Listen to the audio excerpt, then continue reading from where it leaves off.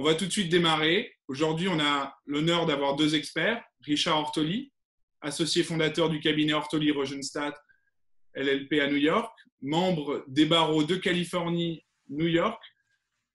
Richard est avocat spécialisé en droit immobilier, droit commercial international et en fiscalité internationale. Il vit aux États-Unis depuis plus de 47 ans. Il est conseiller à l'Assemblée des Français de l'étranger pour les États-Unis depuis 2009 et conseiller des Français de l'étranger pour la circonscription consulaire de New York depuis 2014. Ensuite, on a Christophe Bourreau, directeur associé du bureau de Barnes New York. Après avoir été le directeur commercial du bureau de Miami de 2008 à 2011, s'est installé à New York pour ouvrir le bureau qui deviendra l'une des vitrines du groupe immobilier de luxe à l'international.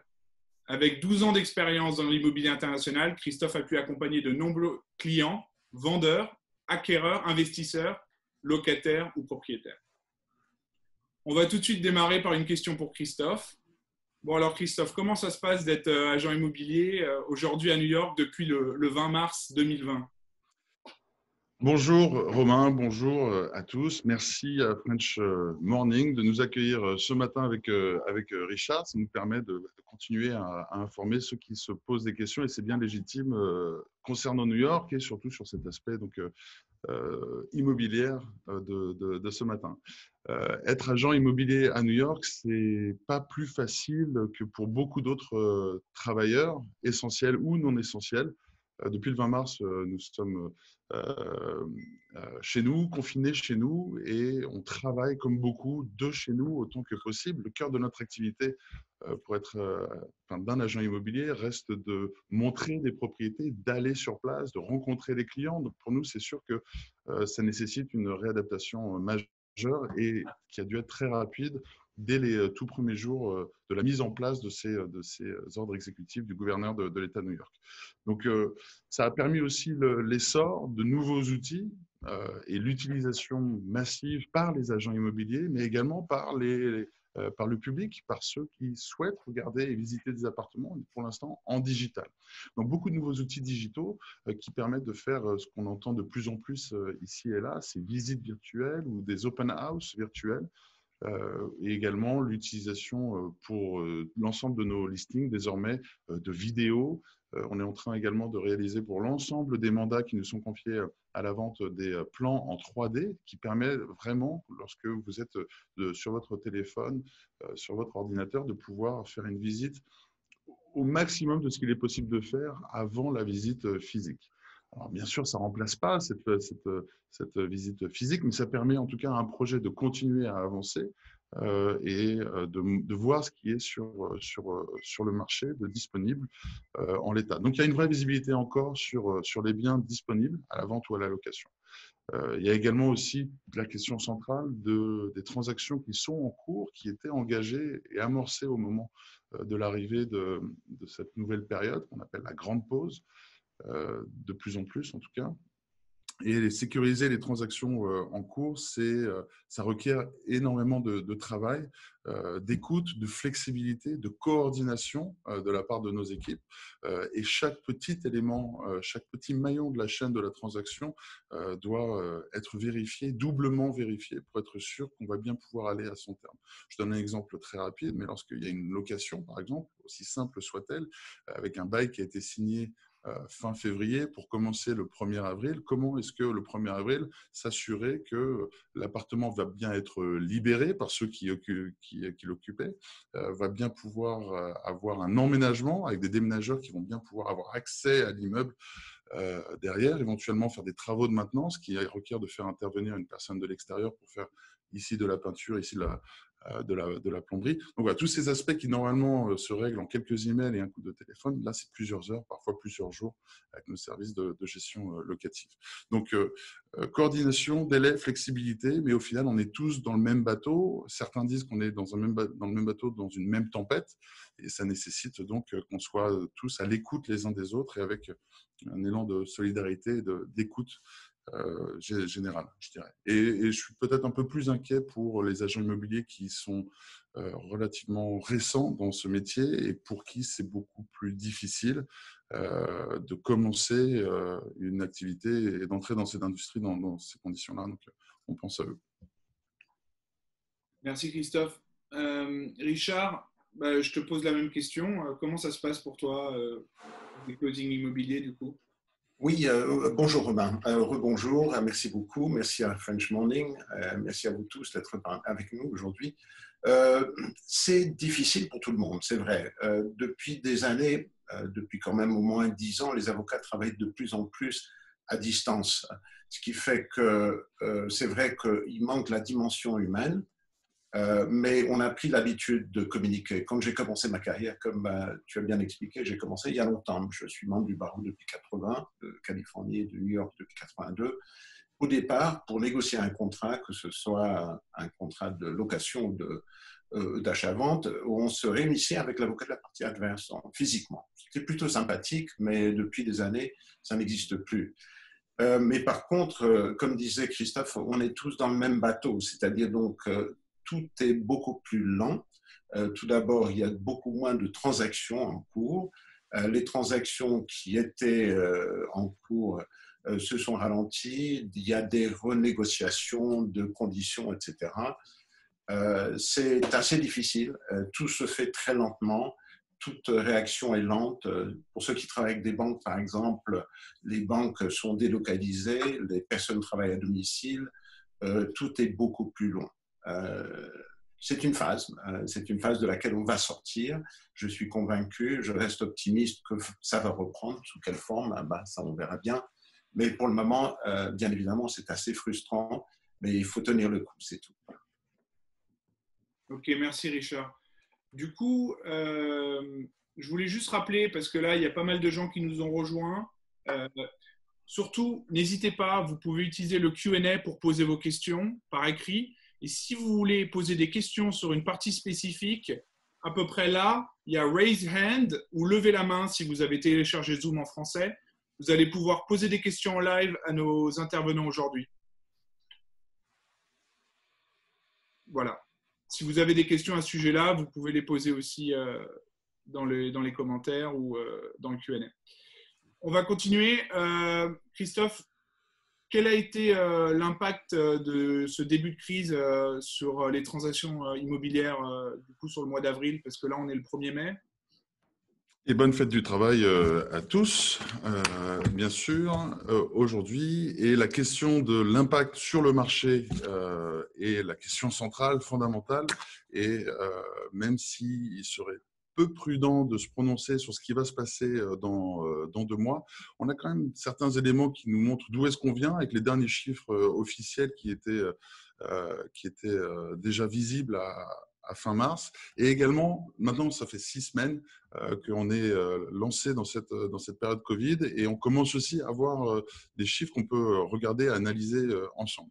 Donc, je propose un rapide partage d'écran pour aller justement sur cette partie chiffrée qui va nous permettre d'aller au cœur du sujet. Donc, si vous regardez les chiffres officiels à fin mars concernant le premier trimestre de l'année 2020, on voit que ce sont des chiffres qui n'étaient pas mauvais, qui étaient même plutôt bons et qui étaient encourageants pour le semestre à venir, jusqu'au 20 mars, bien sûr. Et l'ensemble du mois de janvier et février, on voyait un regain d'activité, un chiffre moyen de vente qui était même en augmentation par rapport au trimestre précédent. Et si on le compare ce premier trimestre 2020 avec celui de 2019, il est encore meilleur. Donc, après 2-3 années d'un marché un peu au ralenti, qui était clairement un marché défini comme un marché d'acheteurs, on était plutôt encouragé avec ces premiers éléments qui nous apportaient. Et puis, arrive le Covid fin février, début mars, et les restrictions le 20 mars, la première d'entre elles, plus de visites et chacun reste chez soi. Ce que ça a entraîné sur les listings ou sur l'inventaire, ou en d'autres termes le nombre d'appartements ou de biens immobiliers en vente à Manhattan, pour se concentrer sur Manhattan, vu le peu de temps que nous avons ce matin, on voit que c'est en l'espace de 6 semaines, c'est 25% de biens qui ont été retirés du marché. Donc c'est beaucoup et c'est peu. Il y a quand même 75% des vendeurs dans l'ensemble à Manhattan qui sont encore aujourd'hui présents sur le marché et pour lesquels on fait donc ces visites virtuelles, comme je le disais tout à l'heure. 75% de vendeurs qui ont une certaine activité, ou en tout cas qui permettent d'être vus par les acheteurs, et la plupart des sites internet spécialisés en immobilier, ou même le nôtre, celui de Barnes New York, voit un gain vraiment très important sur le nombre de visiteurs par jour. Donc, ce chiffre-là est important. On est passé de 6 500 appartements ou biens à vendre à 5 000. Bon, c'est pas une érosion catastrophique, je dirais. Ceci dit, il faut quand même garder en tête que le mois de mars, c'est le mois qui prépare la lancée dans la saison. Il y a une saisonnalité à New York, comme sur d'autres marchés, où avril, mai, juin sont les 3 mois où on enregistre le plus grand nombre de transactions, avec les beaux jours qui reviennent, plus de visites et aussi c'est calé sur le calendrier scolaire dans une certaine mesure. Et on voit que le nombre de nouveaux mandats arrivés au mois de mars, en revanche, lui, a chuté de plus de 50%. Au final, c'est ce qu'on voit ici. Et c'est important de se positionner au mois de mars pour jouer toute la saison avril, mai, juin dans les meilleures conditions. Bon, mais là, ça a été un départ manqué pour beaucoup de ces vendeurs qui allaient se mettre sur le marché et finalement, au dernier moment, ne se sont pas mis en attendant de meilleurs jours. Donc, on peut penser que si la date de mi-mai, début juin, pour la fin du confinement et la reprise d'un début d'activité dans ce nouveau normal, tel qu'on le définit désormais, on peut penser que ces vendeurs-là vont utiliser cette nouvelle fenêtre de tir sur juin-juillet et qu'il va y avoir donc ces appartements qu'on aurait dû voir depuis un mois qui vont arriver dans un mois. C'est assez probable puisque la plupart de ces vendeurs n'ont pas annulé leur projet de vente, ils l'ont simplement mis en pause, lui aussi. Après, on peut aussi voir quelles sont les activités, les transactions qui ont eu lieu depuis 6 mois, et c'est peut-être l'un des chiffres les plus importants. Donc, il y a ce que j'ai appelé ici les Corona Deals et les vrais Corona Deals. Alors, je m'explique. Le Corona Deal, c'est donc ce contrat qui est signé entre le 20 mars et aujourd'hui. 1er mai. C'est la signature du contrat. Malgré ce contexte-là, vous avez un acheteur, un acquéreur et un vendeur qui s'engagent sur un contrat, malgré le contexte. Donc, ça montre qu'il y a quand même une activité. Donc là, ils sont, sur la dernière semaine de mars, ils sont 96 contrats sur l'ensemble de Manhattan à avoir été signés. Sur la même période, un an avant, donc normal, ils sont un peu plus du double. Donc, 2 fois moins de contrats signés. Mais attention, les Corona Deals dans cette définition-là, c'est souvent des accords qui ont été passés 2 semaines, 3 semaines avant, puisque, on le sait, dans le cadre du calendrier d'une transaction, lorsque vous faites une offre, elle doit être acceptée. Ensuite, les avocats comme Richard vont rédiger un contrat de vente. Ça prend généralement une quinzaine de jours, et puis ensuite, l'acheteur va le signer, verser son dépôt, et ensuite, c'est contre-signé par le vendeur. Donc, vous avez ces 10 jours, 3 semaines qui peuvent se passer. Donc, quand la semaine 4 de mars 2020 voit 96 contrats, on peut se dire, pour la plupart d'entre eux, c'était des accords qui étaient déjà faits avant, au moins verbaux, et peut-être qu'il y a eu une rediscussion avec l'arrivée du coronavirus pour une discussion vraisemblablement à la baisse, qui profite à l'acquéreur. Mais le chiffre le plus important reste celui des true Corona Deals ou les vrais deals Corona, puisqu'on voit que si on compare la semaine qui vient de s'écouler, qui vient de s'achever aujourd'hui, la dernière semaine du mois d'avril 2019, 330 contrats avaient été signés à ce moment-là. On voit qu'on était rentré dans la saison, comme j'expliquais tout à l'heure. Bon, en 2020, c'est plus de 6 fois moins, c'est 51. Ça veut dire qu'il y a 51 contrats pour lesquels la discussion et la négociation a eu lieu vraisemblablement entre le 20 mars et aujourd'hui. Donc c'est peu, mais c'est pas rien. Quels ont été les termes de ces contrats ? Quel a été le prix négocié ? Est-ce qu'on est très loin du prix demandé par le vendeur qui finalement va être affiché sur le contrat ? Il faudra être patient pour le découvrir puisque le price discovery, c'est-à-dire le moment où le prix va devenir officiel, puisqu'il aura été enregistré auprès de la ville de New York, va prendre un certain délai en fonction de s'il y a un prêt ou en fonction des termes rédigés dans le contrat.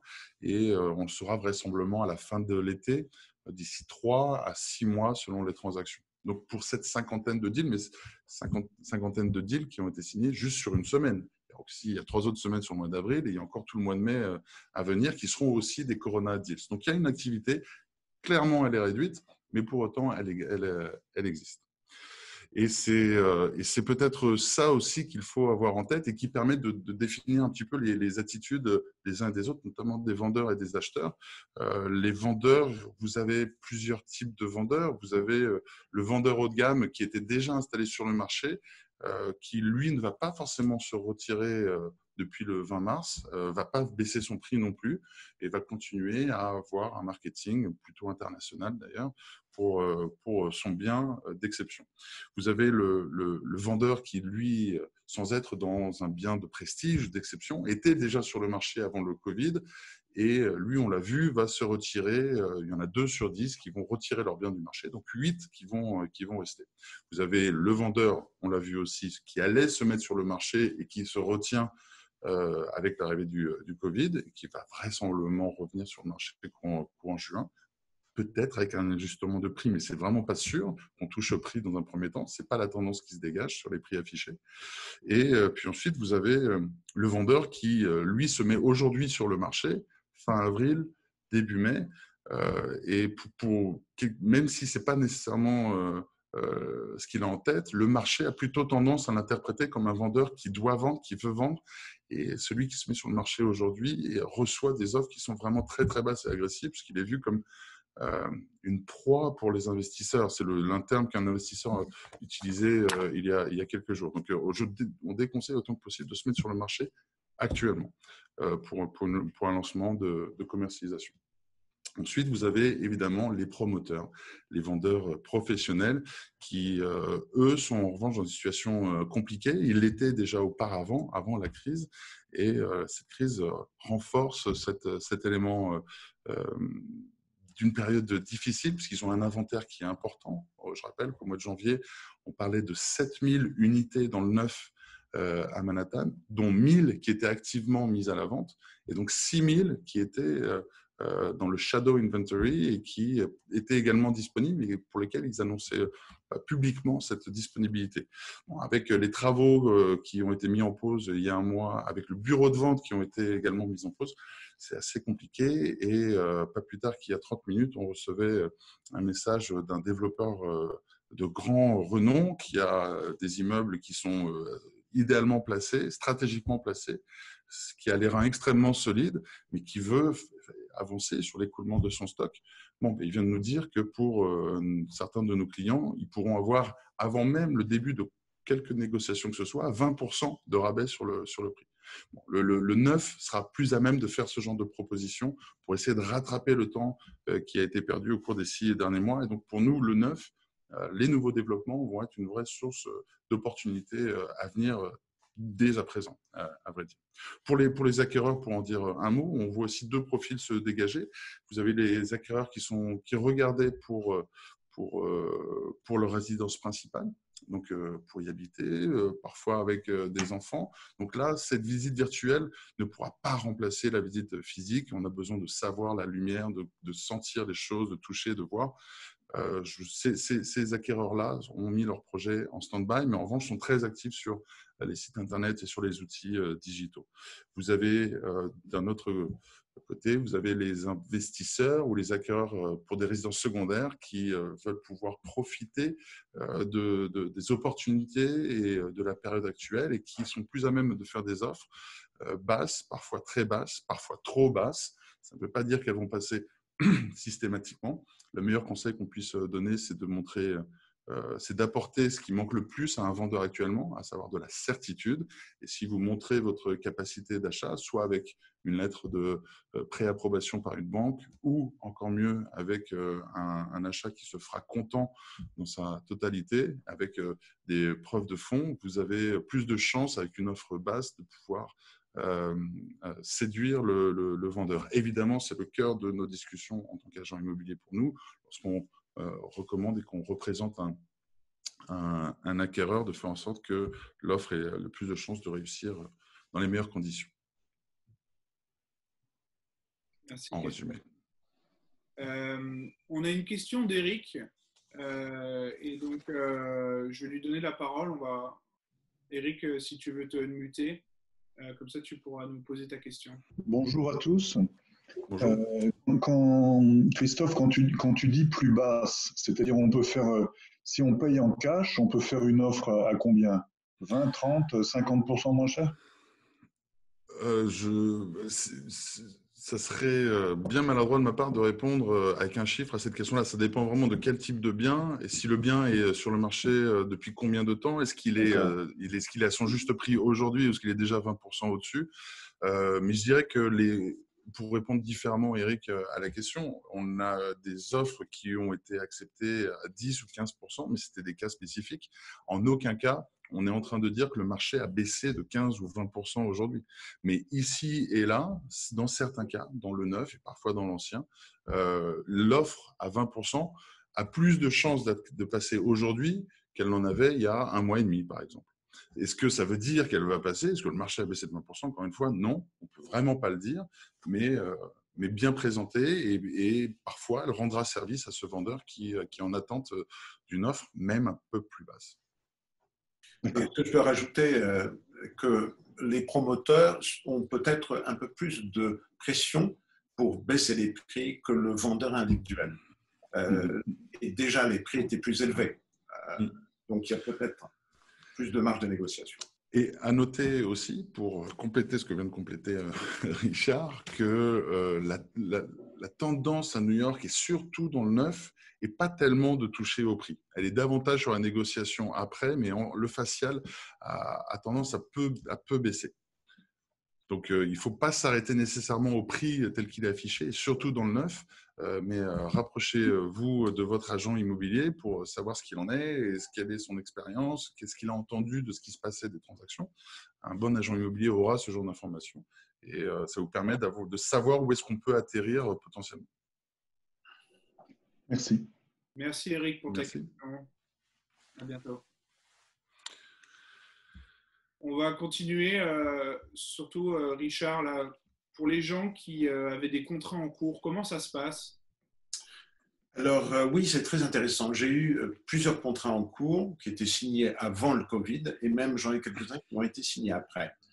Alors ce qui se passe pour les contrats signés avant, les acheteurs se demandent, enfin je parle du point de vue de l'acheteur, s'ils ne devraient pas renégocier le prix. Et dans deux cas, on a réussi à renégocier le prix, pas un chiffre énorme, mais néanmoins, on a réussi à le faire. Et surtout, que les conditions ont été rallongées. C'est-à-dire, donc, au lieu de faire un closing à 30 ou à 60 jours, on a reporté le closing à 3 mois, 4 mois, etc. Parce que, en fait, du point de vue pratique, il faut s'adapter aux conditions du marché. C'est-à-dire, tout, comme j'ai dit tout à l'heure, est beaucoup plus lent. Par exemple, si on a un achat avec un financement de la banque réagit plus lentement. Auparavant, on disait que c'était 30 à 45 jours à partir de la date de la signature du contrat pour boucler une lettre de commitment, un engagement financier de la part de la banque. Maintenant, il faut plus de temps. Ce qui fait que donc il y a ce double aspect. Les délais sont plus longs, alors qu'on prévoyait 60 jours à partir de la signature du contrat pour faire un closing. Maintenant, on prévoit 1 mois, 2 mois de plus. C'est-à-dire donc le processus peut durer 4 mois. Donc, je dirais pour résumer, une plus grande flexibilité de la part des vendeurs qui ne voient pas nécessairement le bout du tunnel, parce qu'on ne sait pas, comme a dit Christophe, ce que va devenir le monde. Est-ce que les prix vont vraiment baisser? J'ai tendance à croire que oui, mais étant donné les conditions actuelles, mais néanmoins, en général, enfin Christophe et moi, nous nous adressons à une clientèle qui ne manque pas nécessairement d'argent. On ne parle pas nécessairement d'achat à 100 ou 200 000 $. Il n'y en a pas à Manhattan. Mais quand vous parlez d'achat à partir de 2, 3, 4 millions de dollars, ce sont des achats que les vendeurs, que les acheteurs font pour se faire plaisir parfois et pour habiter. Et s'ils avaient l'argent au départ, en général, ils vont toujours. Merci. Et ben, du coup, Cécile, tu m'as demandé si on allait aborder la situation par rapport à la location. Et ben, c'est le prochain thème. Donc, Christophe, qu'en est-il de la location et de l'investissement locatif côté loueur, côté propriétaire? Alors, on a un regard assez précis à notre échelle, puisqu'on a un service de gestion locatif chez nous qui est plus que jamais très, très utile, justement pour permettre ces différentes coordinations que j'évoquais tout à l'heure, entre une sortie d'un locataire, une entrée d'un locataire, et évidemment le sujet des loyers impayés, qui est, somme toute, un sujet très rare à New York. On n'est pas sur une zone géographique où on est souvent habitué à avoir des problèmes de paiement. À vrai dire, on en a eu un au cours des 5 dernières années sur l'ensemble des propriétés que nous gérons. Donc, et c'était vraiment un cas exceptionnel avec des contexte vraiment très, très particulier. Donc, je sais qu'il y a depuis quelques semaines des inquiétudes à ce sujet et elles sont bien légitimes. La réalité, c'est que pour ce qui est du mois d'avril, à l'échelle de Barnes New York, on a eu 3 sujets sur les paiements de loyer, dont un qui était une personne responsable d'un restaurant et qui clairement est impacté de plein fouet et qui a demandé gentiment aux propriétaires s'il était possible d'échelonner ce mois d'avril le temps que les premières aides pour son business et les aides aux particuliers auxquels il avait le droit lui parviennent. Et elles lui sont parvenues courant avril. Donc, il y a eu simplement ce délai qui lui a été accordé, puis ensuite un rééchelonnement auquel le propriétaire a consenti sans aucune difficulté. On a un bail qui est tenu par une société qui ensuite met ses managers à l'intérieur de l'appartement pour des missions de 2-3 mois. Et eux, en revanche, sont les premiers à arriver avec, j'allais dire, leurs gros sabots en disant on ne peut pas payer avril, notre activité au ralenti. Je dirais que cette démarche-là, auprès d'un propriétaire, elle a du mal à passer, parce que le propriétaire, derrière, il a aussi ses charges, il a aussi sa taxe foncière, et pour beaucoup d'entre eux, il y a un mortgage, un emprunt qu'il faut payer. Donc, tout ne va pas à 100% dans la poche du propriétaire. C'est bizarre d'avoir à le rappeler parfois, mais ne pas payer le loyer, c'est le début de problèmes en chaîne derrière. Il n'y a rien qui oblige le propriétaire à l'accepter. En revanche, comme on le dit avec Richard depuis plusieurs semaines, il faut être à l'écoute, être flexible et ne pas camper sur ses positions, aussi bien côté locataire que côté propriétaire. Donc, on favorise ces discussions-là.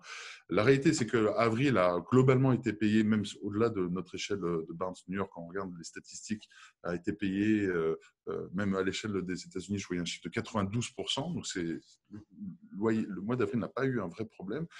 On est le 1er mai, ça va être un deuxième mois qu'on va regarder de très très près. On n'a pas eu de demande particulière de délai ou de réduction de prix.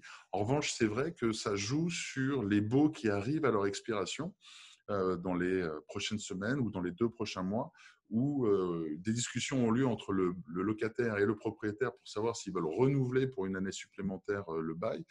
Et bien sûr, dans ce contexte-là, c'est plutôt des termes qui sont en faveur du locataire. Donc, si le propriétaire avait en tête d'augmenter son loyer, pour beaucoup de situations, le propriétaire sera aujourd'hui plutôt très heureux de garder son locataire, de ne pas se dire s'il sort, comment est-ce que je vais pouvoir trouver le locataire suivant, sachant qu'on ne sait même pas quand est-ce qu'on va pouvoir reprendre les visites.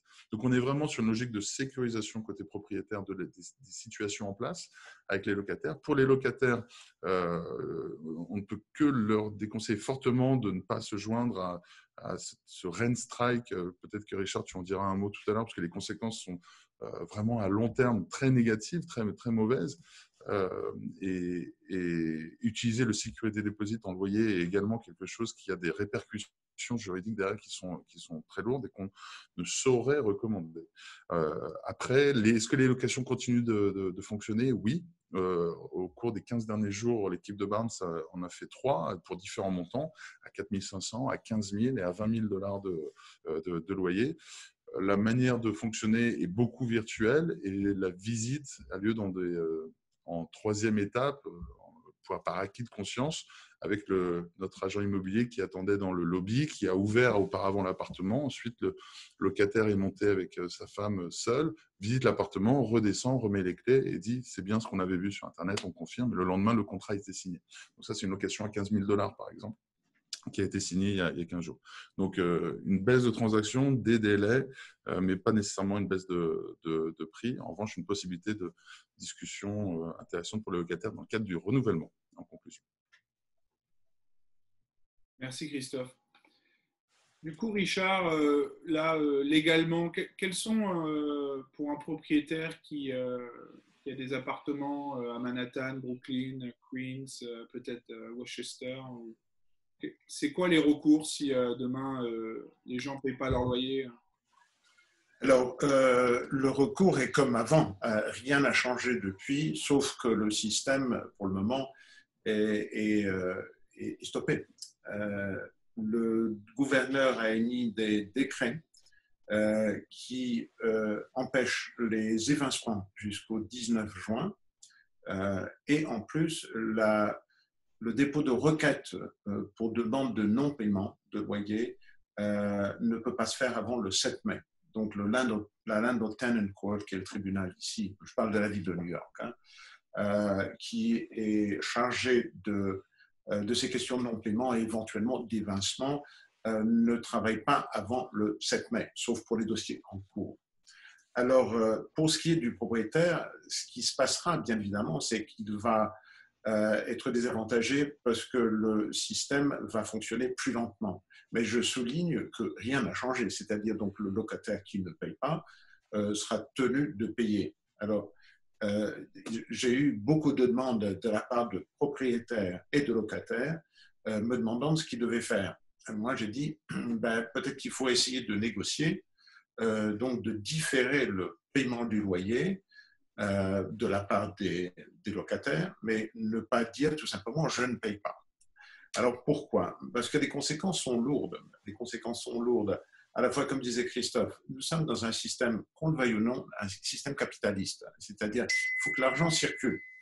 L'argent circule par le biais du paiement d'un loyer de la part du locataire.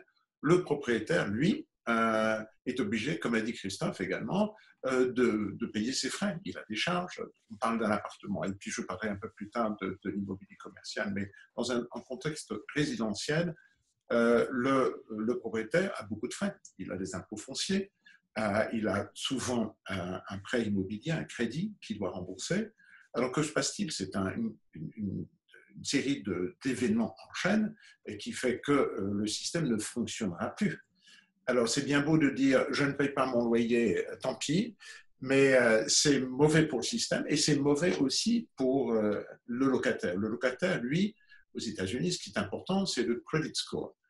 Donc, lorsqu'on ne paye pas, son credit score est affecté. Ce qui fait que la prochaine fois que le locataire essaiera de se caser quelque part, il aura du mal parce que le prochain propriétaire dira « attendez, vous n'avez pas payé votre loyer », parce qu'on a le droit de demander un credit report ici aux États-Unis qui va démontrer que le locataire en question n'a pas payé son loyer.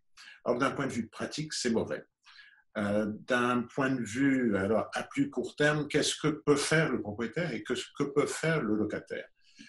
Comme j'ai dit, je pense qu'il vaut mieux négocier. Donc, demander un report, c'est-à-dire donc, tu ne payes pas le mois d'avril, tu ne payes pas le mois de mai, on verra bien à la fin du mois, mais par contre, tu rattrapes le retard sur la durée du bail. C'est-à-dire donc, s'il reste un an, on échelonne, on rajoute au paiement du loyer du mois, disons que ce soit, je ne sais pas, 5 000 $, et il reste 10 000 $ des deux impayés avril et mai, vous payez sur un an un 12e des 10 000 $ à chaque fois. Mais je souligne que du point de vue juridique, rien n'a changé, absolument rien n'a changé. Alors en termes pratiques, c'est autre chose, parce que ce qui se passe, c'est que le tribunal, comme j'ai expliqué, n'accepte pas de requête avant ce qu'on appelle les petitions, avant le 7 mai. Déjà, le travail du tribunal va être plus difficile parce qu'on est toujours en confinement, même au 7 mai.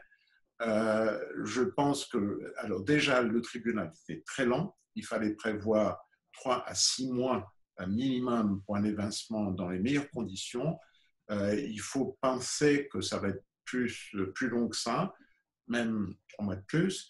Ça joue en faveur, bien évidemment, du mauvais payeur, du non-payeur, à court terme. C'est-à-dire, donc, il aura peut-être la possibilité de laisser passer plusieurs mois sans payer, mais à long terme, ce mauvais payeur, ce non-payeur, aura du mal à se loger. Du point de vue du propriétaire, effectivement, c'est mauvais. C'est très mauvais parce qu'il y a ce lenteur dans le système qui fait qu'il n'aura pas de cash flow, il n'aura pas de revenus si le locataire ne paye pas, et il n'aura pas de recours à court terme. À long terme, bien évidemment. Et peut-être qu'il aura intérêt, dans ce cas-là, à négocier avec son locataire un loyer plus bas à court terme ou carrément demander au locataire de partir et trouver un autre locataire, quitte à avoir un recours contre le locataire plus tard, parce que du fait que le locataire partira, ça ne veut pas dire que sa dette disparaît. La dette est maintenue. Alors bon, quant à le recouvrer, ça c'est autre chose. Voilà le schéma général. Si tu veux que je parle du commercial, c'est autre chose. Hein. Richard, Oui. pardon de couper. Je voulais juste ajouter encore sur la question de l'immobilier pour les locations en résidentiel. Nous, on est plutôt en train de voir qu'à l'issue du confinement, la demande devrait être au moins aussi importante qu'auparavant, notamment en raison de tous ces potentiels acquéreurs qui vont vraiment mettre dans le tiroir le projet et pendant un certain temps, pour X raisons, et qui vont venir renforcer cette demande locative. Donc, avec une demande importante, on ne s'attend pas à ce que les prix du locatif baissent. Alors, je ne sais pas si on peut parler d'augmentation, mais en tout cas, on s'éloigne de l'idée d'une baisse. Et non, je parlais à court terme. Hein. Oui, non, tu as raison. Non, tu as raison. Je pense qu'en plus, la saison de l'été est toujours une propice à la location. Donc, je pense que le locatif, dans ses montants, est assez préservé.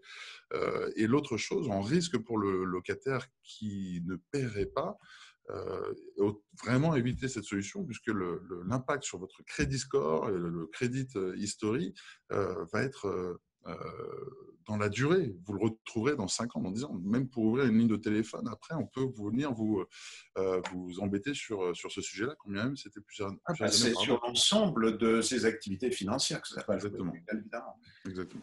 Mais je rajouterai en plus qu'il n'y a rien juridiquement qui donne le droit au locataire de ne pas payer. Il n'y a pas, en général, dans les baux résidentiels, de clause de force majeure. La force majeure est rarissime, la clause de force majeure est rarissime aux États-Unis, mais surtout dans les baux résidentiels, j'en ai très très peu vu. Je peux en parler un peu plus longtemps tout à l'heure si tu veux, ou j'en parle maintenant si tu veux, Romain. Ouais, on peut faire un petit point aussi sur Ouais, vas-y. Oui, d'accord. Donc, on parle beaucoup de force majeure. Je ne peux pas payer, mais malheureusement, c'est pas une excuse suffisante. Et surtout, l'épidémie n'est pas considérée comme c'est considéré comme une clause de force majeure, mais les tribunaux interprètent de façon très restrictive ces clauses de force majeure. Et en général, pour que la force, par exemple, dans le cas d'une épidémie, il aurait fallu qu'il y ait dans le bail une clause de force majeure qui dise en cas d'épidémie, vous n'êtes pas tenu de payer votre loyer. Je ne l'ai jamais vu, parce que de toute façon, on n'avait jamais prévu d'épidémie. Et de toute façon, en général, il n'y a pas de clause de force majeure dans les baux résidentiels. Est-ce qu'il y en a? Il y aura à l'avenir, je ne sais pas.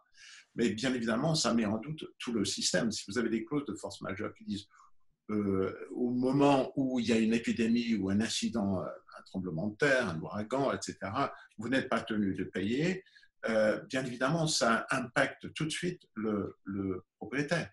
Parce que comment il fait, lui? Il est obligé d'avoir, lui, à son tour, une clause de force majeure dans son crédit avec la banque. La banque ne va jamais consentir. Je n'ai jamais vu un prêt où la banque disait écoute, si jamais tu arrives à payer pas, tu n'es pas obligé de payer ton crédit. Alors, donc, à ce moment-là, il est obligé d'obtenir une assurance. Alors, ça, c'est un autre discours, parce qu'il y a beaucoup d'assurances, ce qui s'appelle business interruption. Et on découvre maintenant que dans les clauses de business interruption de ces assurances, que les compagnies d'assurance n'assurent pas en cas d'épidémie ou essayent de ne pas assurer. Alors, bien évidemment, et c'est la fin du système, si on commence à dire force majeure, vous ne payez pas, parce que c'est bien beau de dire. Bien évidemment, c'est l'individu qui est beaucoup plus impacté que les sociétés. Mais l'individu, quand il arrête de payer, c'est la fin du système. Et on est dans un système où, malheureusement, comme je le disais tout à l'heure, il faut que l'argent circule. On va être dans une période d'incertitude, c'est sûr. Mais comme dit Christophe, je pense que la demande est là. Et quand l'économie va reprendre, on va reprendre les bonnes vieilles habitudes, c'est-à-dire donc de payer son loyer ou à s'attendre à des conséquences si on ne paye pas son loyer. Est-ce que tu veux que je parle un petit peu du contexte commercial? Est-ce que ça intéresse? Je pense qu'on peut en parler en 2 mots pour certaines personnes, ouais, que ça peut concerner. Alors donc, j'ai beaucoup de clients, bien évidemment, sociétés qui louent des bureaux, qui louent des restaurants, etc., qui sont dans l'impossibilité ou dans la difficulté de paiement. Alors, il y a, et ça pourrait également s'appliquer également au beau résidentiel, parce qu'il y a 2 théories qui sont avancées, qui sont frustration of purpose, et impossibility of performance. C'est à peu près la même chose. Frustration of purpose veut dire que l'objectif du bail ou du contrat ne peut pas être rempli. Impossibility of performance, ça veut dire qu'une impossibilité d'exécution de ce que l'on fait. Ce sont des théories qui n'ont pas été acceptées par la majorité des tribunaux aux États-Unis et je doute que dans le contexte actuel, avec le nombre d'impayés, parce qu'il y a beaucoup d'impayés commerciaux, hein, on a estimé que 50%, autour de 50% des locataires commerciaux ne payent pas. Parce qu'on parle de grosses sommes, bien évidemment. Quand on parle de centaines de milliers de dollars par mois, c'est un gros problème. Pour les propriétaires commerciaux, ils ont des problèmes que, en général, n'ont pas les propriétaires résidentiels, c'est-à-dire ils ont ce qu'ils appellent des covenants, des obligations dans leur contrat de prêt qui sont beaucoup plus draconiens que pour les prêts résidentiels. Ce qui fait que le propriétaire dont le locataire ne paye pas et qui, lui, ne paye pas, peut être en défaut, il peut engager sa responsabilité personnelle s'il y a une garantie personnelle derrière. Alors, je vous dirais, dans la plupart des baux commerciaux, il n'y a pas de clause de force majeure. Il y a des clauses de force majeure dans les baux commerciaux, mais qui sont très, très limitées, qui disent tout simplement, même s'il y a une cause de force majeure, vous êtes tenu de payer votre loyer. Vous pouvez ne pas remplir les autres conditions, mais vous êtes tenu de payer votre loyer. Mais encore une fois, quand on ne peut pas, on ne peut pas. Et à ce moment-là, s'entame la négociation, le report du loyer, une négociation qui démontre une certaine flexibilité de part et d'autre. Ok, merci beaucoup, Richard. J'ai vu qu'on a une question qui est assez intéressante, qui a été posée par Olivier. Les montants des taxes locales aujourd'hui, non déductibles d'un prêt depuis l'arrivée de Trump, en tant qu'on regarde les autres capitales du monde, comment pensez-vous que les taxes vont évoluer avec la crise actuelle? Ils sont déjà assez élevés. On parle de taxes foncières de la ville de New York. Hein? Ouais. Je pense qu'il y a aussi les taxes, les mention tax, les transfer tax. Voilà. Ouais, alors donc, tu veux que je réponde? On peut, allons-y, vas-y. Ma réaction, c'est que, bon, tout d'abord, New York va avoir un problème fiscal dans le sens que cette crise a fait qu'il y aura un déficit important dans le budget de la ville de New York. Les impôts fonciers ne vont certainement pas baisser parce que les impôts fonciers représentent une grosse partie des recettes de la ville de New York et de l'État de New York. Et je doute donc que ça baisse. Mais par contre, les impôts fonciers sont basés sur ce qu'on s'appelle le appraised value. L'appraised value, c'est la valeur estimée, la valeur de marché d'un bien. Alors, si la valeur baisse, comme a dit Christophe, il peut y avoir une baisse du prix, à ce moment-là, les impôts fonciers vont être un peu moins élevés. Mais le système est un peu vicieux parce qu'en fait, c'est non seulement par rapport à l'évaluation du bien, mais le pourcentage lui-même peut varier. Donc, si la ville a besoin d'argent, la ville peut également augmenter le pourcentage de la valeur estimée. Je doute que la ville décide d'un coup de massacrer les propriétaires parce que, bien évidemment, il faut que les gens continuent à pouvoir vivre et à vouloir vivre ici. La ville est déjà suffisamment chère. Augmenter encore le prix de l'immobilier par le biais de la taxe foncière, c'est un coût que la ville ne risquera pas. Qu'est-ce que tu en penses, Christophe? Je souscris entièrement à ce que tu viens de dire et j'ajoute même qu'il y a des… En fait, le calcul de la taxe foncière à New York City est assez compliqué, assez obscur, là où généralement en Floride, on a coutume de dire que c'est, allez, sont grosso modo 2% de la valeur du bien réévalué chaque année par le county dans lequel il est situé. C'est un système assez équivalent en Californie. En revanche, à New York City, on a réussi à trouver un système vraiment obscur où au final, c'est difficile de savoir d'avoir une règle générale et facilement compréhensible. Et il commence à y avoir, et qui pourrait générer aussi des fonds pour la ville, l'idée de restructurer cette taxe foncière. Donc, pour l'instant, c'est juste des discussions, mais qui a du sens et ça commence à porter. Et je pense que si on se rapprochait d'un système comme le système en Floride, les propriétés à plusieurs dizaines de millions de dollars seraient les plus impactées. Ça serait pratiquement voire pas de différence du tout pour les propriétés à 500, 1 million, 2 millions, 3 millions, 4 millions. J'ai fait plusieurs simulations. Ce que vous payez aujourd'hui en taxe foncière serait la même chose, pratiquement au dollar près. En revanche, l'impact serait beaucoup plus lourd et significatif sur les propriétés à vraiment très, très haut de gamme. Est-ce que ça va renflouer les caisses, juste ce système-là? Non, mais c'est en faisant des petites actions ici et là que ça va marcher. Ce qui est sûr, c'est que tout le monde a en tête qu'augmenter davantage les taxes, ça va vraiment asphyxier les propriétaires et qui ont clairement dit depuis 2 ans, 3 ans, depuis cette arrivée de Blasio, en gros, que les taxes les faisaient partir, d'ailleurs justement pour beaucoup en Floride. Donc New York n'a aucun intérêt à accélérer cette fuite somme toute très relative, mais de ces grandes fortunes, et au contraire à les garder, puisque c'est eux qui participent à la vie de la cité. Oui, tu as raison, parce que en fait, comme dit Christophe, le système est très opaque. Et il y a une différence de taxation entre les condos et les maisons individuelles, par exemple, les townhouses. Les townhouses bénéficient d'un taux beaucoup plus avantageux que l'appartement équivalent en termes de superficie. Donc, je pense que ce système, par contre, va être assaini et les townhouses vont être taxés de plus ou moins de la même façon. Et comme tu dis, il faudrait un système qui soit plus compréhensible. Je prends l'exemple de la Californie, je crois que c'est 1,25% du prix d'achat qui devient ton taux. Et ce qui est avantageux et désavantageux. Si tu es nouveau propriétaire, tu as acheté un prix très élevé, tu vas payer plus cher que celui qui a acheté il y a 10 ans. Mais c'est comme ça, c'est comme ça. Mais le système actuel fonctionne mal et je crois que cette crise va obliger la ville à repenser le système, à le rendre plus égalitaire pour tout le monde. Ok. Bon, last but not least, Richard, tu as vu quelques crises passer dans ta carrière professionnelle.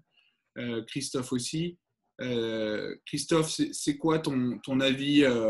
Tu as vu la dernière crise en Floride et à New York. Est-ce qu'on sait que cette crise elle est différente des autres, mais bon, après toute crise, il y a espoir. Quel est ton avis là-dessus? J'ai commencé ma carrière dans l'immobilier avec la crise. On est arrivé en même temps sur Paris à l'époque. Mais pour même prendre celle d'avant, celle de 2001, qui concernait très directement le New York et même le monde entier après coup, on voit qu'il en reste quand même quelque chose après chacune de ces crises-là. Donc pour prendre celle de 2001, il y a eu tous ces changements qui ont eu lieu sur les aspects sécuritaires et qui aujourd'hui sont dans le quotidien partout. Une fois qu'on a atteint un certain niveau de sécurité, on n'en redescend pas. En 2008, c'était la nécessité d'assainir un système financier qui a été assaini, quoi qu'on en dise, et qui aujourd'hui a des bases beaucoup plus solides que ça a pu être le cas il y a 12 ans. Et les banques aujourd'hui qu'elles voient les prochaines semaines d'un avenir radieux, en tout cas, sont beaucoup moins en péril qu'elles pouvaient l'être au début de la crise d'il y a 12-13 ans. Donc, je pense qu'aujourd'hui, cette crise, clairement, elle est sanitaire et qu'elle va avoir des répercussions économiques, potentiellement financières, dans un troisième temps. Espérons que ça soit le plus court et le moins profond possible, bien sûr. Mais je pense qu'il en restera quelque chose et que ça va changer nos habitudes comme les précédentes ont changé nos habitudes. On va pour les visites, dans le cadre de notre métier d'immobilier, je pense qu'on va tout faire et on le fait déjà, on met déjà en place ces mesures pour la sortie du confinement pour qu'on soit sur un zéro contact. Les personnes qui viendront ne pourront pas ouvrir les placards. Nous, les agents immobiliers, pourrons le faire, on aura des gants pour pouvoir le faire. Quand on va visiter un bien, c'est un bien qui est souvent habité, donc on est potentiellement porteur d'un risque dessus, on l'aura en tête à chaque élément et toutes nos mesures, déjà aujourd'hui chez Barnes, on est en train d'y réfléchir. Je pense que la manière de réfléchir son plan dans un appartement ou dans une maison va aussi évoluer. On voit aujourd'hui que le télétravail a pris un essor considérable et qu'on voit qu'on peut être très efficace au travail dès lors qu'on est dans un environnement cloisonné. Donc un bureau, ça paraît simple, on en avait peut-être un peu oublié l'utilité, ça revient. Et également, toujours lié à l'immobilier, le besoin d'espace extérieur dans la ville, mais également à l'extérieur, et d'avoir une résidence secondaire, une maison de campagne, revient vraiment au goût du jour. Alors, nos équipes en France le voient, c'est évident. Il y a un vrai besoin à court moyen terme d'avoir sa propre résidence secondaire, mais ici aussi. Et d'ailleurs, pour ce qui est de New York, la zone de Westchester sur laquelle on est de plus en plus actif avec nos équipes, on voit également un regain de la demande et c'est une zone qui est aussi très intéressante. À 1 heure de train du centre de Manhattan, vous avez de superbes maisons pour des prix qui sont somme toute abordables si vous les comparez au mètre carré de Manhattan, avec jardin, c'est un paradis pour les enfants, un commute qui se fait assez facilement, assez rapidement, et qui permet d'avoir ces espaces, ces volumes et ces espaces extérieurs qui sont aujourd'hui devenus fondamentaux.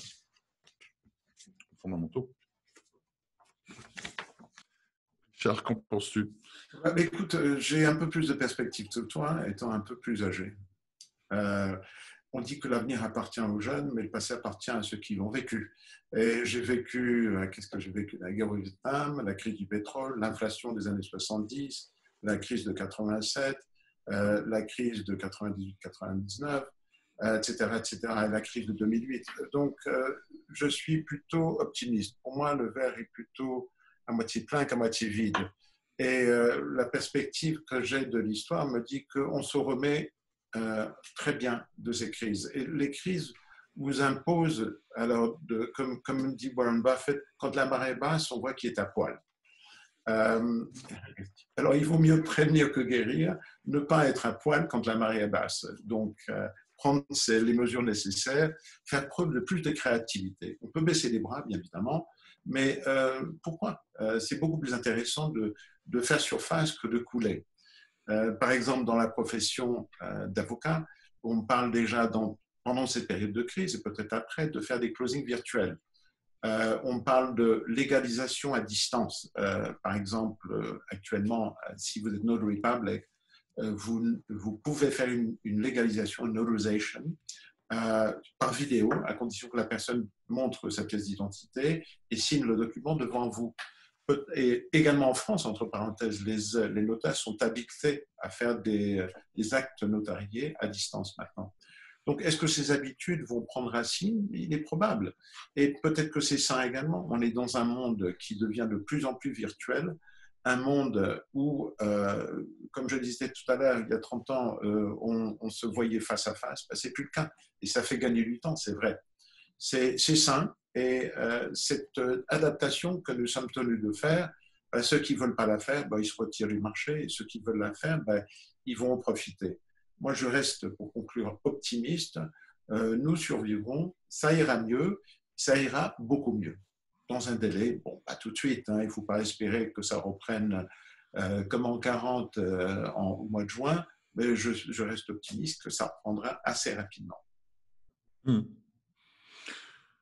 Et de toute façon, nous, on a la chance d'être sur une des villes qui a été les plus impactées. Ce n'est pas la partie chanceuse, mais on reste sur une ville qui est New York City, qui a traversé nombre de crises et qui est capable de montrer une résilience comme peu d'autres villes et peu d'autres marchés. Et ça fait partie du caractère des New-Yorkais eux-mêmes. Et tout le monde a hâte de se remettre au travail et de repartir. Une personne me disait l'autre jour que lorsque le Starbucks a fermé pendant 2 mois, dès qu'il rouvre, vous n'allez pas tout de suite reprendre 60 cafés pour compenser. C'est certain. Mais néanmoins, l'activité devrait reprendre. Je ne sais pas si on parle de U, de V, Z ou W, mais ça va reprendre dans les meilleures conditions possibles. Et force est de constater que la ville, l'État et le gouvernement fédéral ont vraiment pris le problème à bras-le-corps au final assez rapidement, ont apporté des solutions financières au business, même si ça traîne encore un petit peu, et aux particuliers. Tout le monde qui devait recevoir son chèque des $1 200 a reçu son chèque. Les aides de chômage ont été ouvertes à des personnes qui normalement n'y avaient pas le droit, les self-employed, les freelancers, les indépendants.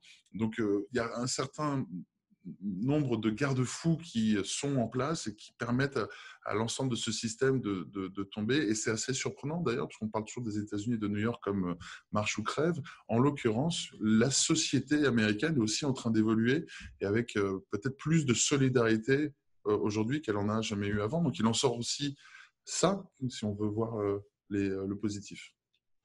Merci. Alors, Édouard, tu veux bien lever la main pour que je puisse te donner la parole. En attendant, on va prendre une question de Anne. Bonjour Anne. Pardon. Oui, bonjour, comment ça va? Ça va bien et toi? Bonjour Anne.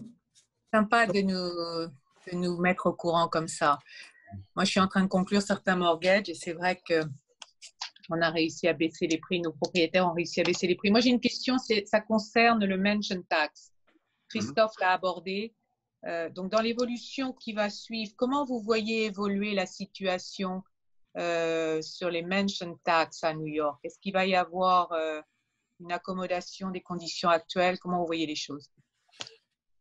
Moi, je ne suis pas convaincu, parce que c'est encore une fois, c'est une source de revenus qui va compenser le déficit que l'on va avoir très rapidement. Et comme tu sais, le taux vient d'augmenter il n'y a pas très longtemps. Je doute que cela baisse, mais bon, j'aimerais bien. Non, je pense pas que ça va baisser non plus. Les taxes, malheureusement, ont plutôt tendance à augmenter, rarement à baisser. Et ça nous renvoie à ce qu'on disait tout à l'heure. Est-ce que le gouvernement de l'État de New York va vouloir augmenter les taxes en étant déjà à un niveau auquel il est aujourd'hui? Je sais que le gouverneur n'y est pas favorable. Alors, est-ce qu'il sera obligé d'y aller bon an, mal an à un moment ou à un autre, je ne sais pas, nul ne le sait, mais je sais qu'il est plutôt en train d'essayer de demander des fonds au fédéral, au gouvernement fédéral, justement, pour enflouer un peu les caisses, en disant que ça fait partie du rôle. Donc, c'est un débat politique, au fait. Et la ville de New York, aujourd'hui, ne met pas de direction qui vont être suivies. Donc, je continue de penser que tout le monde a en tête raisonnablement que ça serait contre-productif d'aller sur une augmentation pour les particuliers de ces taxes-là. En revanche, est-ce que les ultra-net-worth individuals vont être un peu plus ciblés demain qu'hier? C'est malheureusement pas impossible. Alors, il est possible, Christophe, que par exemple des programmes comme les tax abatements, qui sont déjà réduits, seront limités ou éliminés complètement. Mais je doute que la mansion tax soit éliminée. Merci Anne pour ta question. J'espère que tout se passe bien pour toi. À bientôt. Elle a bien raison. Entre parenthèses, les taux des crédits a beaucoup baissé. J'ai un client qui vient de signer un taux à 2,79%, 79%. Alors que les taux sont auparavant étaient à 3,5, 3,6. Oui, on vient de signer à 2,50 nous. Donc oui, 2,50. Vraiment... Oui, mais c'est sur 10 ans, interest only. Oui, on a des très très bons taux en ce moment. Merrill Lynch, profitez-en. Ouais, mais c'est bon pour les investisseurs, ça faut le noter, hein. C'est vrai qu'ils ont des conditions d'emprunt qui sont exceptionnelles. En plus de leur capacité de négocier les prix, on a des conditions d'emprunt qui ont été jamais atteintes autrefois, hein, dans l'histoire de New York. Donc ça, c'est important aussi de le rappeler. Quand ça va repartir, ça risque de bien repartir grâce aux conditions de crédit. Absolument. Merci Anne. Merci en tout cas, c'était génial. Merci Anne. Un point important et les taux sont un peu plus élevés aux États-Unis qu'en France, donc ça fait pas de mal. Le niveau est historiquement bas actuellement, hein. Comme on a dit, on n'a pas vu ces taux depuis les années 60. On va prendre Edouard qui avait une question pour nous au sujet d'Airbnb. Vous m'entendez? Oui. D'accord. Écoutez, merci. Bonjour à tout le monde. Merci à French Morning pour organiser ce séminaire très intéressant et merci aux deux intervenants, très, très intéressant. Je suis un résident à New York depuis une vingtaine d'années. Donc, comme Richard, j'ai vu d'autres crises. Je ne suis pas dans la profession, mais bon, je suis propriétaire de mon appartement et je me pose des questions comme tout le monde. Airbnb, les superhosts. J'ai lu récemment que les superhosts pouvaient être propriétaires de, je pensais que c'était 2 ou 3 appartements, peut-être 5 ou 6, mais il y a des gens qui en fait sont assis sur de véritables portefeuilles immobiliers. Ils ont 20, 25, 35 appartements. Est-ce que ils sont dans une situation très fragile en ce moment, pour ne pas dire désespérée? Leur revenu est tombé à zéro. Ils doivent payer les mortgages, etc. Est-ce que vous pensez que ça peut avoir une influence sur le marché de Manhattan ou pas? C'est une super question. Bonne question. La question de Airbnb à New York nous est très, très, très souvent posée. Alors, le premier élément, et je pense que vous l'avez, Edouard, c'est que Airbnb, c'est une guerre ouverte avec la ville de New York depuis plusieurs années. Et c'est une guerre qui est de plus en plus féroce. Rappelez que la ville de New York interdit les locations short-term de moins de 30 jours, sauf certaines conditions exceptionnelles, notamment continuer à résider dans l'appartement que vous mettez sur Airbnb, puis vous avez des taxes qui vont derrière. Bref, la ville de New York n'a jamais ouvert grand ses bras à Airbnb. Mon avis personnel, et il n'engage que moi, est que cette guerre va se renforcer encore davantage puisque vous avez tout un secteur hôtelier qui a souffert et continue de souffrir et va continuer à souffrir après le 15 mai énormément. Et le lobby hôtelier devrait être suffisamment fort auprès de l'oreille du maire de New York et du gouverneur pour que Airbnb soit vraiment relégué au bas-fond. Mais c'est vraiment mon avis personnel. Et je n'ai pas d'autres éléments ni chiffrés que celui-là. D'ailleurs, tu as raison, ces restrictions sur Airbnb sont motivées intégralement par le lobby hôtelier. Et comme tu dis, les hôtels sont fermés, et il va y avoir une réaction encore plus féroce de leur part. D'accord, donc au vu de ces restrictions, on peut imaginer qu'en fait, ces superhosts, il n'y en a pas tant que ça sur Manhattan, en fait. Bon, à mon avis, il y en a de moins en moins, hein. Moi, je me suis occupé d'un dossier il y a 2 ans de quelqu'un qui avait une vingtaine d'appartements et il s'est retrouvé dans de grosses difficultés avec l'intermédiaire de l'État de New York. D'accord, merci beaucoup. Ouais. Merci de l'action.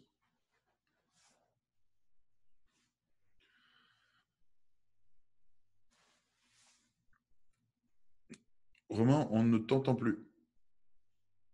Merci Edouard. Donc, s'il y a d'autres gens qui veulent lever la main, ils peuvent le faire. En attendant, il y a certaines personnes qui ont des enfants en bas âge chez eux, donc ils préfèrent poser les questions par écrit, ce que je comprends bien. C'est une question qui est peut-être un peu plus professionnelle. Claire qui nous demande si elle a une agence qu'elle vient de vendre, une agence immobilière qu'elle vient de vendre à Bordeaux. Et son mari est muté à New York là, dans quelques mois. Et elle demande si le marché de l'immobilier va moins embaucher d'agents du fait de cette crise, ou est-ce que ça va peut-être au contraire être une opportunité? On laissera nos coordonnées après et on pourra en parler directement avec Claire. Le fait est qu'ici, 99% des agents immobiliers sont sur un contrat d'indépendant, donc pas en tant que salarié. La première question que Claire doit se poser, c'est quel sera son visa de travail au travers de son mari. Est-ce qu'elle aura la possibilité de travailler ou non? Déjà, c'est la première chose à vérifier. Et la deuxième, ensuite, être agent immobilier. Donc, il faut passer une licence. Limite, c'est juste, c'est pas très compliqué à obtenir. Mais une fois que vous avez le droit d'être agent immobilier, pour être efficace, il faut que vous connaissiez votre marché et que vous ayez l'expérience et l'expertise. Et malheureusement, ça va prendre du temps. Donc, je continue de penser que l'immobilier va être très compliqué pour ceux qui n'ont pas cette expérience dans les mois à venir. Donc, on peut en reparler si vous voulez, Claire, mais ça risque d'être une route plus compliquée que d'autres. Christophe, si tu veux peut-être partager ton écran pour qu'on puisse voir vos contacts à toi et Richard. Et en dernière question, qui est aussi une question professionnelle, qui est de Blanc. Oui, je crois qu'elle n'a pas écrit tout son prénom. Elle aimerait avoir votre avis sur l'impact potentiel des rénovations. Elle est designer spécialisée en cuisine et salle de bain et elle aimerait savoir quel impact vous pensez que les investisseurs vont continuer à faire des rénovations ou au contraire ça va être un effet boule de neige et donc baisser les budgets rénovation. Alors, il y a plusieurs façons de répondre à cette question. D'une manière générale, on a remarqué que les Américains, lorsqu'ils font des travaux de cosmétiques pour essayer de valoriser leur prix, font des travaux qui ne sont pas vraiment qualitatifs. Et en tout cas, avec l'œil latin, européen qu'on peut avoir parfois, ça nous paraît toujours un peu surprenant de savoir que des travaux viennent d'être réalisés alors qu'on va après le closing, après l'emménagement, sûrement devoir y apporter une nouvelle touche. Donc, on n'est pas trop favorable dans ce contexte-là à conseiller à nos clients de faire ces travaux ou alors de faire de beaux travaux qui permettent une vraie valorisation. Ça, c'est le premier élément. Le deuxième élément, on est dans une phase en ce moment, si vous avez un appartement et que vous avez la possibilité d'engager les travaux, que l'immeuble vous permet d'obtenir les permis nécessaires et de faire venir les entrepreneurs, c'est clairement une période encore pour les prochaines semaines que vous pouvez mettre à profit pour justement, en attendant de le mettre sur le marché et pour être dans les meilleures conditions lors de cette prochaine fenêtre qui va s'ouvrir, j'espère juin, peut-être juillet, pour être sur le marché fin prêt. Confirme, Christophe, mon propriétaire de l'immeuble, il y a des travaux en ce moment toute la journée parce qu'il n'y a personne qui passe dans les communs. Mais voilà, c'est un moyen de faire des travaux sans que ça empêche de faire des visites ou de sublimer via les photos ou autres l'appartement. Donc, il y a des travaux qui s'engagent, mais attention, puisque souvent les travaux nécessitent d'avoir des permis. Les permis, on les obtient auprès du Department of Building qui marche au vrai ralenti en ce moment. Donc, avoir cet aspect-là en tête également. Super, merci. Romain, on pourrait peut-être conclure sur ce mouvement de Rent Strike qui a été soutenu par notre élu, enfin l'élu de Queens, Alexandria Ocasio-Cortez. Je tiens à souligner qu'elle dit que les locataires et d'autres disent que les locataires devraient simplement arrêter de payer. Comme on a dit tout à l'heure, ce n'est pas légal et il n'y a aucune loi qui le permet actuellement. Merci Richard d'apporter ce point. C'est vrai qu'il y a quelqu'un qui nous avait demandé la question. Voilà. Donc, en conclusion, payez vos loyers ou investissez. Les taux n'ont jamais été aussi bas. J'aimerais, là, ça fait déjà, on va bientôt, on a passé l'heure qui était prévue, donc je pense qu'on va laisser les gens de New York aller déjeuner, les gens qui sont en Europe démarrer l'apéro, parce qu'on est vendredi quand même. Le 1er mai. Et on est le 1er mai en plus. Donc, et Richard et Christophe sont au bureau. Je voudrais vous remercier tous les deux d'avoir pris le temps de répondre aux questions de nos lecteurs aujourd'hui. Est-ce qu'on a quelqu'un qui a levé la main? On le prend? Allez, Olivier. Je vois que tu viens de lever la main, donc on va te prendre. J'espère que tu as une super question pour nous, Olivier. Je ne sais pas si c'est une super question, mais merci de me prendre. J'ai été inspiré par la présentation et je me disais, est-ce que la situation, par exemple, pour la Floride, va évoluer de la même manière? Pour la Floride, où Barnes s'est implanté à Miami depuis le début des années 2000, la meilleure chose que je puisse faire, Olivier, c'est envoyez-moi un message, un email pour que je puisse vous mettre en relation avec l'équipe sur place. Et sinon, Barnes Miami a fait un webinaire sur le même format de ce qu'on a fait là aujourd'hui, il y a quelques jours, qui doit pouvoir se retrouver facilement en ligne, ou sinon par email, je vous donnerai le lien, où ils ont fait un état des lieux aussi chiffré sur la situation actuelle et sur les différentes projections selon les quartiers et les types de biens dans l'ancien et dans le neuf. Donc plutôt qu'une réponse approximative et trop rapide, je peux vous envoyer ces éléments-là si vous me faites parvenir vos coordonnées. Et Olivier, merci beaucoup. On a normalement, dans 2 semaines, on a un webinaire French Morning avec le bureau de Barnes Miami. En plus. Ok, merci à tous les deux. Tu auras les infos actualisées et on a aussi un webinaire, si jamais ça intéresse les gens, avec le bureau de Barnes Montréal. Je sais qu'ils sont connectés aujourd'hui, qui est en train de se planifier. Donc, normalement, c'est dans 15 jours à peu près. Donc, on a voilà, encore 2 villes où on va avoir une analyse un petit peu des chiffres précises. Et c'est important parce que chaque marché a vraiment ses propres fondamentaux et chaque ville a répondu de manière différente à la même crise et les sorties de crise vont être différentes, les effets et les conséquences le seront aussi. Donc, de dire en une phrase l'immobilier en général va prendre telle ou telle direction, il faut vraiment se méfier de ces prédicateurs-là, puisqu'il faut vraiment rentrer dans le détail et être le plus précis possible. Et évidemment, expertise, expérience sont plus importants et plus valorisés que jamais. Merci pour ta question, Olivier. À bientôt. J'espère te retrouver sur le prochain webinaire. Ok, donc là, on peut conclure. Merci pour votre temps. Merci à tous d'avoir suivi jusqu'à la fin. Vous êtes plus d'une centaine encore sur Zoom et sur Facebook Live.